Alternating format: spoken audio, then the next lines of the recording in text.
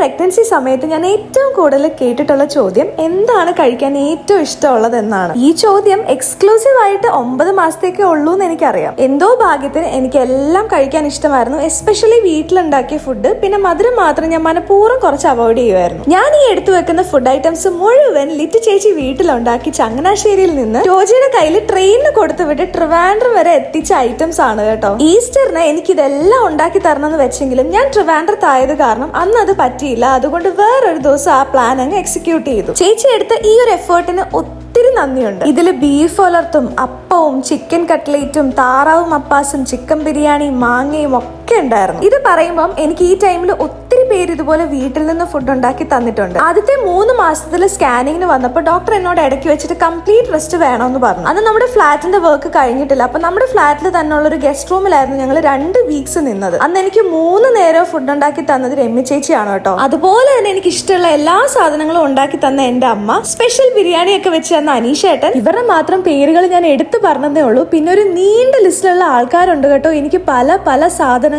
ഈ ഒരു ടൈമിൽ കൊണ്ട് തന്നിട്ടുള്ളവർ എല്ലാവരുടെയും പേര് ഈ വീഡിയോയിൽ പറഞ്ഞു തീർക്കാൻ പറ്റാത്തത് കൊണ്ട് അവർക്ക് എല്ലാവർക്കും അമ്മയുടെയും കുഞ്ഞിന്റെ വക ഒരു സ്പെഷ്യൽ താങ്ക്സ് ഈ വീഡിയോയിൽ കൂടെ ഞാൻ രേഖപ്പെടുത്തുന്നു.